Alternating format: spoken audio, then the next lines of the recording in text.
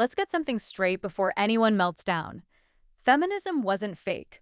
Suffrage was one of the great moral wins of modern history. But pretending it didn't get co-opted once it proved useful, that's wishful thinking. Because here's the uncomfortable truth. What began as a fight for choice ended up becoming economic infrastructure. And infrastructure never serves the people living on it. It serves the system that runs through it. What I'm not saying women were tricked, suffragists were wrong, feminism was invented by the state, or that anyone should go back. If you need me to say that up front to keep listening, fine. Now, let's talk like adults. The original win early feminism was clean. Legal personhood, voting rights, property ownership, bodily autonomy. That was about permission. Permission to participate fully in society. And that fight was righteous. But then something always happens when a movement succeeds. It stops being ignored. The moment it gets absorbed. Once women entered the workforce at scale, especially post-war, a few things clicked at once. Not in a meeting, in spreadsheets. Institutions realized the labor pool just doubled the tax base, just widened consumption, just increased economic growth, got easier to maintain. At that point, feminism stopped being just a moral movement and quietly became system compatible. That's the moment co-option begins. Not hijacking. Alignment. Who actually did the co-opting?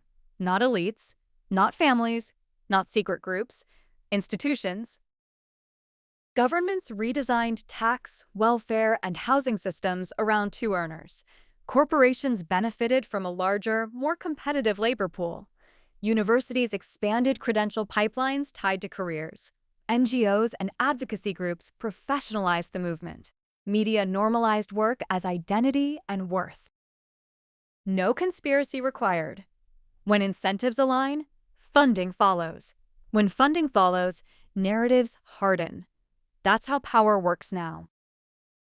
The message quietly changed. Watch the shift. It went from women should be allowed to work to women should work if they want to. Work is empowerment. To a serious household has two careers. And finally, if you can't manage that, you're failing. That last step wasn't voted on. It was priced in. The economic lock snapped shut. Once two incomes became normal, everything recalibrated.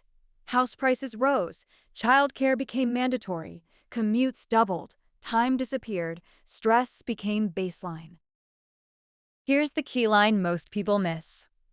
Dual incomes didn't make families richer. They made prices rise to meet them. So now when someone says, just choose to stay home, what they really mean is, be wealthy first. That's not choice. That's privilege with a motivational quote. Manufactured consent, the adult version.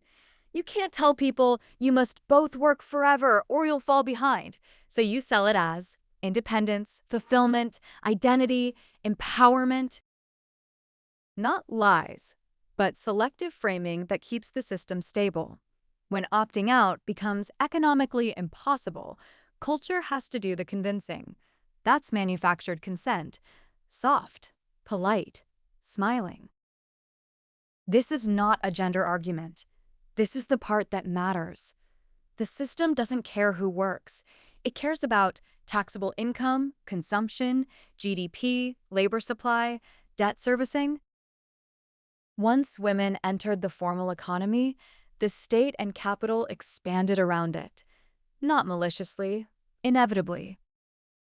Anything that becomes measurable, taxable, enforceable, eventually becomes infrastructure.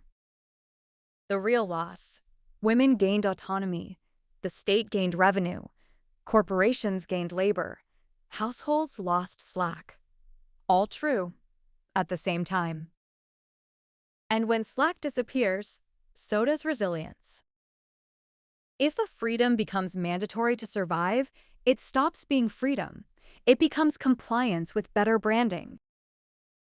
The real question isn't, should women work? It's why can't a single income support a family anymore? And why is that outcome treated as untouchable? Until we answer that, we're not talking about liberation. We're just arguing over who gets blamed for a system that no longer allows choice.